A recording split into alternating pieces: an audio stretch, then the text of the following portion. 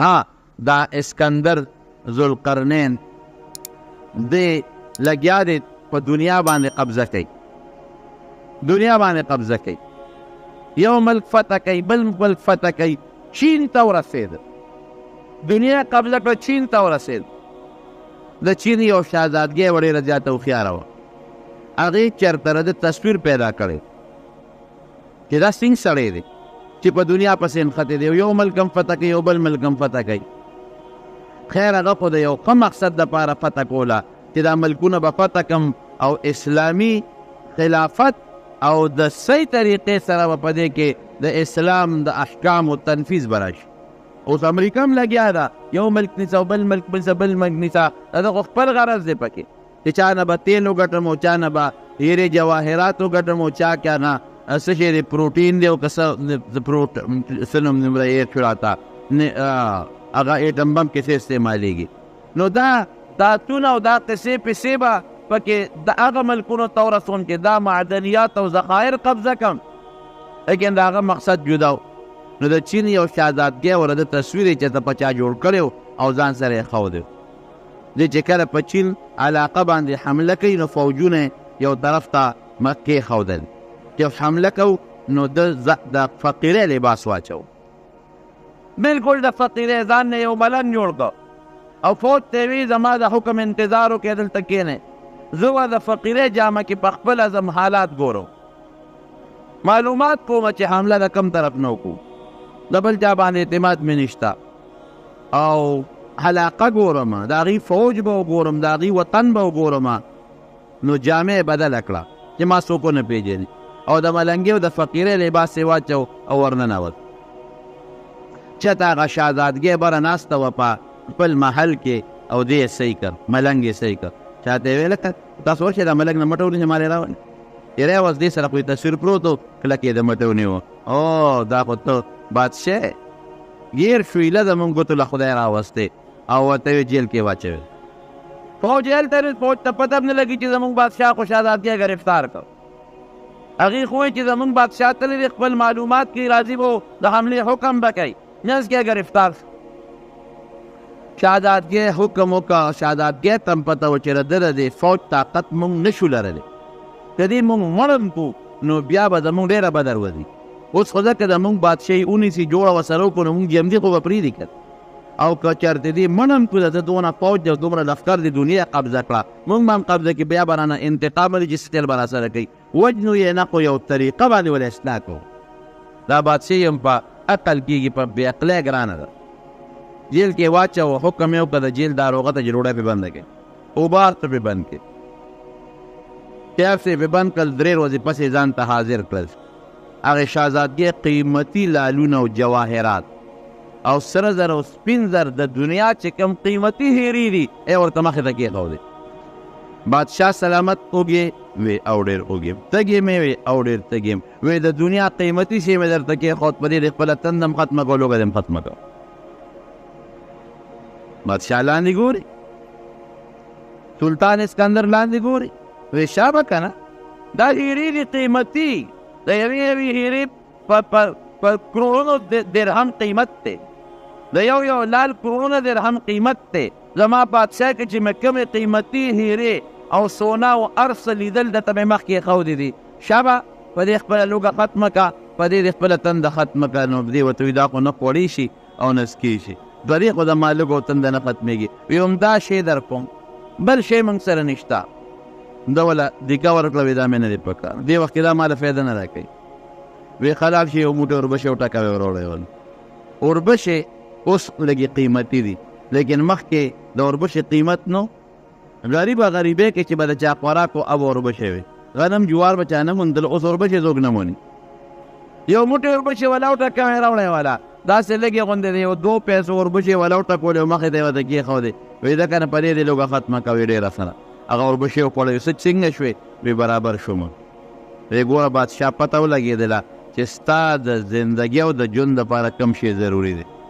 دغه هیرې لالونه جواهرات او سره زر په اوربشې وایه، وی اوربشې مې ضروري دي. وی ژوند به دې په څه بچ کېږي؟ وی په دې اوربشو به بچ کېږي. وی اسر ملک په مخه اخیستی دی د دنیا دپاره کله یو ملک قبضه کوي او کله بل قبضه کوي او کله بل قبضه کوي چې کم کې اوسېدې دونه اوربشې دې پکې کېدې چې ستا ګزاره پې کېده عجیبه ده عبرت خبره ده که نه کم ملک کې چې اوسېدلې دومره اوربشې پکې کېدې چې ستا پې لوږه ختمېده ستا د قوم لوږه پې ختمېده ملکونه فتح کې هیرې ګټې جواهرات ګټې سره زر ګټې بلډینګونه او محلات ګټې هغه دې په کار شو اوس دې څه په کار شو هغه شی دې په کار شو ما خو درته مخکې کېښود ذکر یې ورکړه او که هغه د 2 پیسو اوربشې دې په کار شوې بادشاه سلامت دغه اوربشې وخوره چې آخرت ته پرې روغ لاړ شي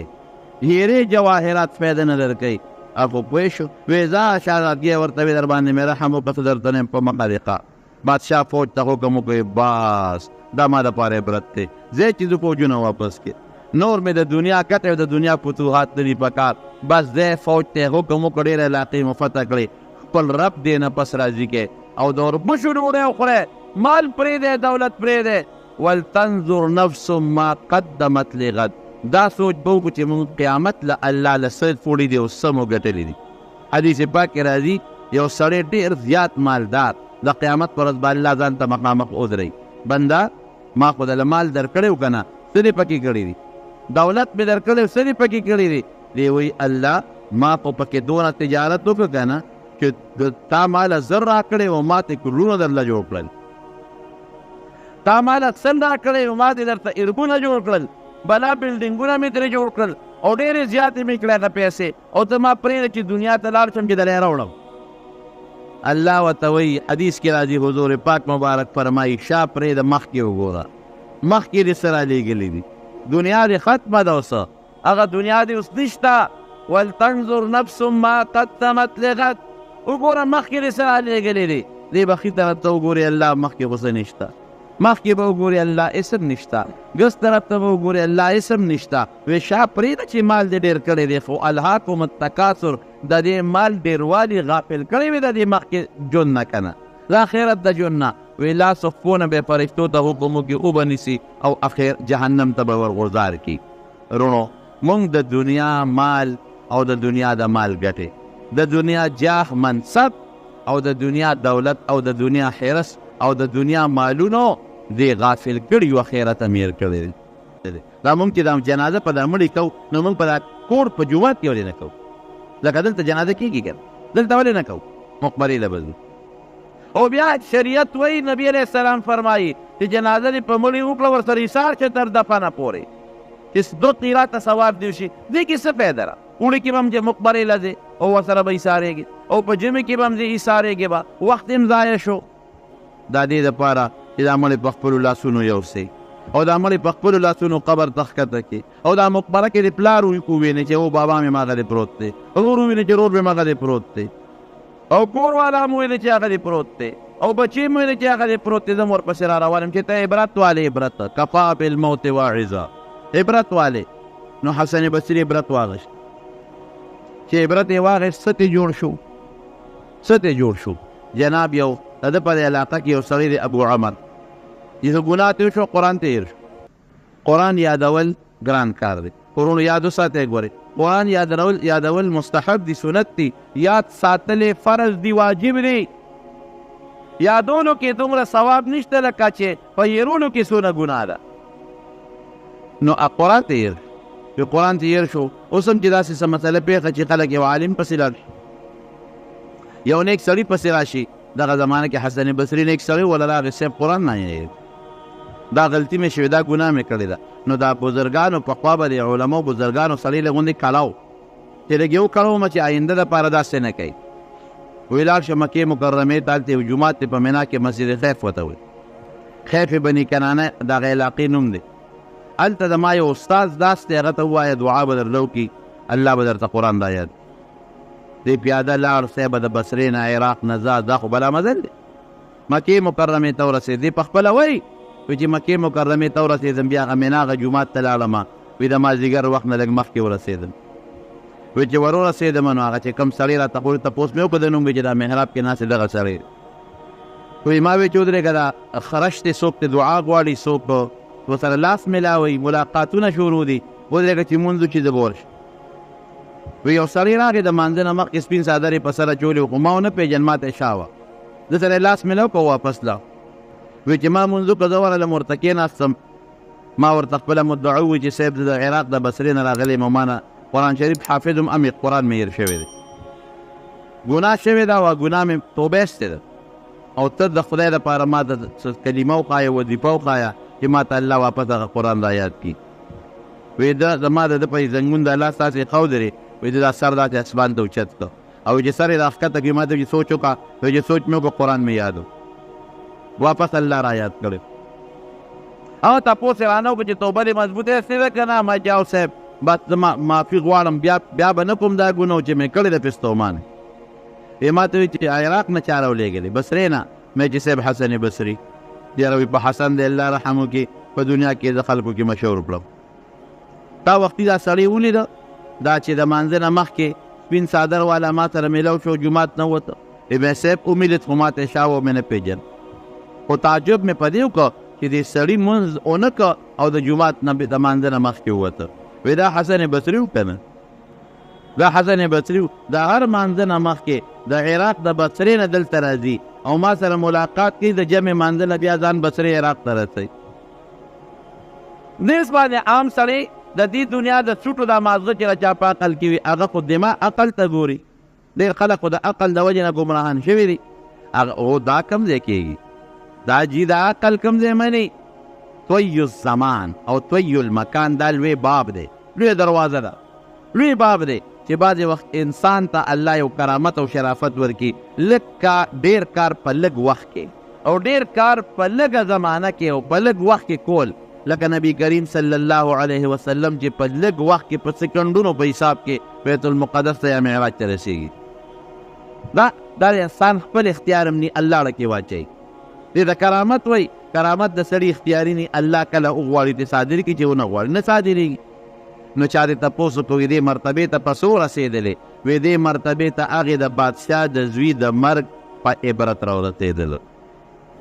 زمرو دنیا ګټل ګناه نه ده، بلکل ګټه، رزق حلال ګټل عبادت دی. په دا نوټ یې درته لیکلی دي او دا مفهوم دی د حدیث. حلال رزق ګټل او خپلو بچو له روزي حلاله ګټل بېشکه کوه، او جومات به جوړ کې، لار به جوړه کې، غریب سره امداد به وکې، حج به وکې، عمره به وکې، نور چې اسم نه د بل د سوال نه خو پې بچې که نه، د بل د احتیاج نه خو پې بچې که نه. چې جامه دې پې ځان له واخېسته او د جامه کې لمونځ وکړې کې دې ثواب دی، او که کور ته دې بچو له بنګلی راوړې، ټماټر دې راوړل، اوم دا نیت کوه چې دا ثواب ګټم. نبی علیه السلام فرمایي کمن وړی چې د ښځې په خوله کې اچې دې کې دې اجر او ثواب دی. هر شي چې غوټه کور ته وړې زړه کې دا وایه دا ثواب ګټم. صدقه کوم په دې خپلو بچو، په دې ښځه، دا فرض صدقه ده، د هغې ثواب د نفلي نه زیات دی. نو مال دولت ګټل ګناه نه ده. حضرت عثمان ته مونږ عثمان غني وایو، دا غني لفظ ورته مونږ لقب یې ښودی. حضرت عثمان ذو النورین رضی الله عنه د ډېر مال دولت خاوند. تبوک غزا کې 3 میسې لښکر سامان ټول د مهیا کړی دی. عبدالرحمن ابن عوف د ډېر لوی مال دولت خاوند، لیکن رو مال او دولت د آخرت په مقابله کې مقصد به نه ګرځي. بس که د آخرت ګټه راله مال بال ته قربانې، او که کوم ځای کې د الله او د رسول دا ستا مال پکار شو چې زکات ورکا، دا د هغه پکار دی، ضرور به یې ورکا. حج در باندې فرض شو، دا د هغه پکار دی چې دا مال ولګوه.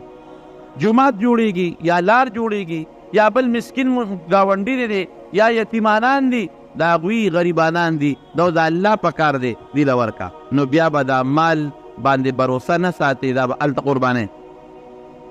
زما وروڼو ولتنظر نفس ما قدمت لغد. یو سړی دی دا سوچ وکړي، مونږ دې ته ګورو چې څونه مال به د مرګ نه پس پاتې شي مانه، په دې کې مونږ ټول پراته یو. څو بنګلې به والم او څونه موټرې به والم او څونه کارخانې به والم او څومره جایدادونه به والم، دا خو دا نه پاتې دي که نه.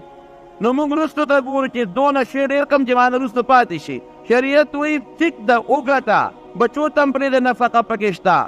ثواب پکې شته، پرېږده بچو ته خیر دی، خو مخکې ولتنظر نفس ما قدمت لغد. دې ته مو ګوره چې مخکې مې څه شی ولېږه،